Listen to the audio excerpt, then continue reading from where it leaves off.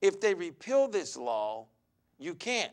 So what that means is right now is the time to get your pennies counted and to get self-educated and try to start that business. And it may mean you leaving the system, but you have that opportunity.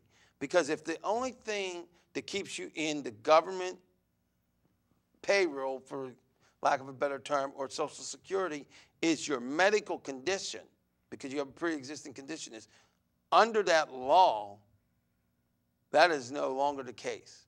Now, you will have to pay more for it, but insurance can't deny you based on a pre-existing condition. So why all this matters to you is it empowers you to start not needing to worry about the $168 a month for the adult basic. If you can start your business, join a corporation, or what have you, and you become successful, instead of having what they call a fixed budget, which is really a broken budget, instead of having that, you will be able to start having a life.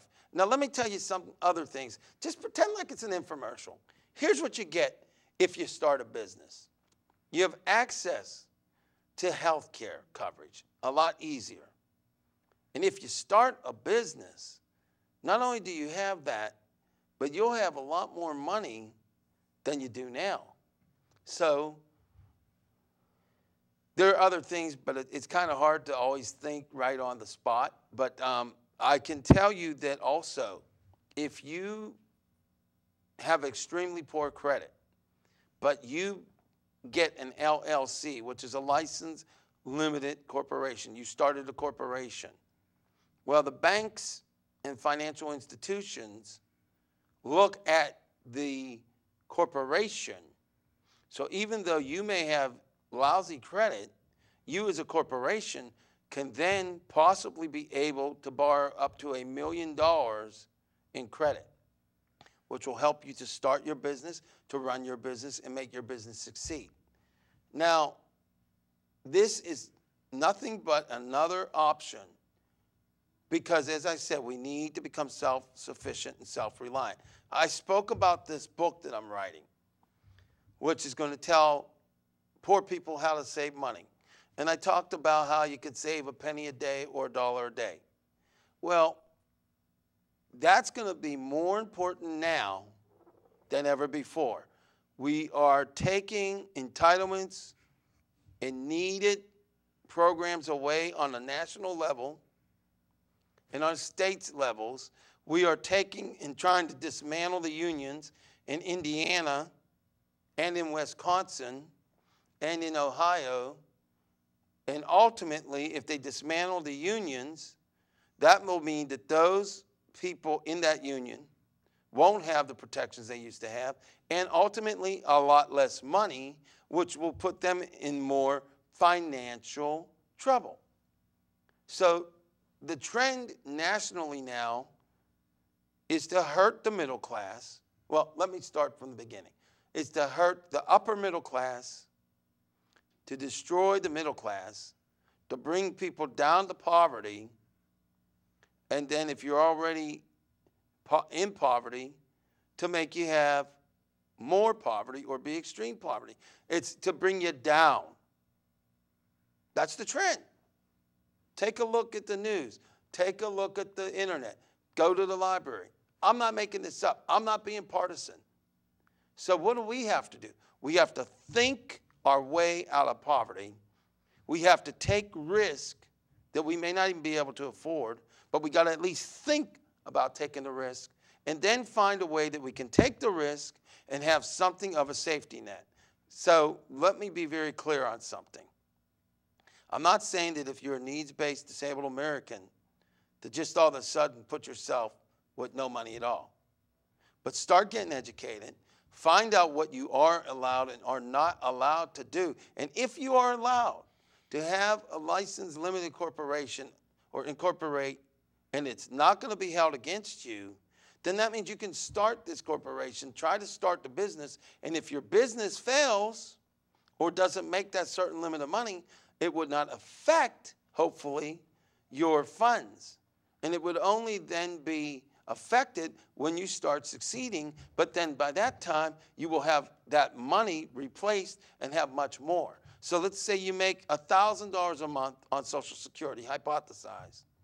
Your business starts earning you an income. You'll end up with maybe $3,000 a month. And you may be able to keep your health care. But my point is, what we need to do is to start saving our pennies, literally, every day, getting educated, learning about free e-books, going to the library, and thinking our way out of poverty. Now, there's room for the extreme impoverished people to be lifted up to poverty. Then there's room for the people in poverty to be lifted up to the middle class. There's room for the middle class to be upper middle class, and there's even room for the middle class to become wealthy, and there's room for the wealthy to become wealthier and then super wealthy. Even though the trend is going down, this country can still make it go up. But we, the people, have to think our way out of it and think our way to prosperity and self-reliance. Because the bottom line is, most of these programs that people depend on may well not be there anymore. It's frightening, it's disgraceful, but it's a reality. So let's beat them at their own game, if you will. Let's beat them at their own game, and let's empower ourselves. Now, we have about 8 minutes left. As far as changing the way you think, it needs to be done. But with regards to the governor, and with regards to calling Congress, and trying to still get them to do right, if millions of us start calling the federal legislators, things will change in our favor, in your favor. And calling the governor, things will change, and people may get that coverage back or reduce the price of the special care. But we got to think our way out of it, and we have to assume that all of the things that has helped us throughout our lives will no longer be there. Because the trend is to take it away and to use the recession as the excuse to take it away. And we know that's a reality. That's not partisan. That's fact. So what I want you to do is to start saving your pennies every day. Start going to the library. Start getting educated. If you don't know how to read, have somebody teach you.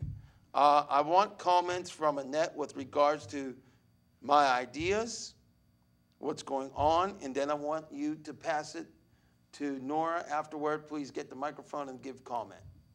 Thank you. Well, I think it's a great idea to put something away for a rainy day. And I'm going to start doing it as soon as I can. And as always, Al has some pretty good ideas that he comes up with to help out, you know, in your situation and in ours and our friends. And I hope you heed his advice because it will help you in the long run. And that's all I have to say. Well, thank you for inviting me down tonight, Al, and it's been a wonderful trip that we have made so far since about 2004 together in the politics and in all the aspect of community life here in Pittsburgh. I want to say that I have been working very hard since I've come back from California to video things of importance, and on the 24th, which was last Thursday, I was allowed to go down to John Hines' History Center where they honored Police Chief Harper and also Cardinal Wright Regional School for their work here on the North Side. And through getting involved in our communities, our Boy Scouts of America, our Pennsylvania Progressive Summit came here, and we had a wonderful ours of 2 days at our Sheraton Hotel on the South Side.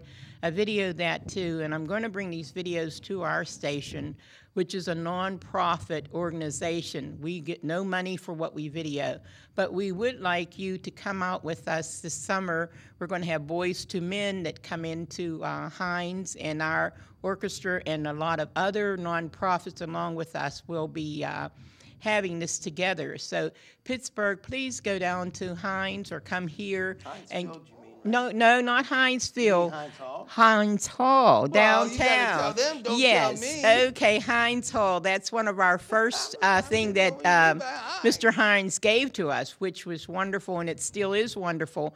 And our music will be wonderful. Last year we had Gloria Gaynor, and so this time it's Boys to Men. So please, you can get tickets here, and you can also get it down at our Hines Hall down on 6th Avenue.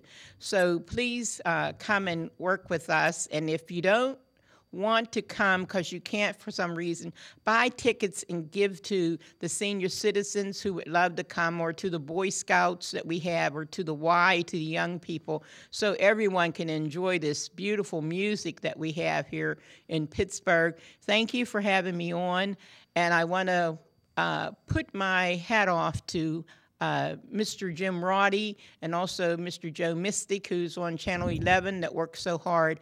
I think they could come up with some good ideas, and I love to watch them talk about what should be done in the governor's seat. And Al, thank you for bringing this up to us on what's going on up there in Harrisburg. Oh, you're welcome. Well, real quickly, I want to take it to Chris to have his comments. We have, as you can see, 3 minutes on the monitor. So, Chris, which, by the way, you might want to let them know you're not feeling that well today. Well, I appreciate you being here. thank you. But one thing is, if it's okay to mention this, is on April the 12th, Yeah. which is a Tuesday, I will be emceeing an event. It's called Recovery Fest, and I will MC that. You have to register ahead of time. And by registering, you have to call 412-350-4166, but you have to register before March 21st, and it is free, and there's no walk-ins will be accepted. Okay. And so, All right, well, we do have that now, but we're going to get ready to wrap it up. Real quickly, everyone, for those of you who are strapped for cash like I am and everybody else is, keep in mind what I said at the beginning of the show about the great clothes you can get at the thrift stores, and don't be embarrassed by it. Hey, I don't care. Yeah, I'm broke, but I may be broke, but I'm not poor. Not mentally, that is. So everybody, remember, time for you to become self-sufficient, self-reliant, and more determined than ever. Because we may be in a battle, but we're going to win it. But we're going to win it legally and peacefully. And for all politicians out there, keep one thing in mind. Although we haven't been treated right ever since the dawn of this nation, it does not mean your free ride will last forever. We the people intend to change, and you're going to start paying the fare for your ride just like we've been paying. Corporations, you're not going to get a free ride either. So remember that. And remember, by the way, remember that you and humanity really does matter.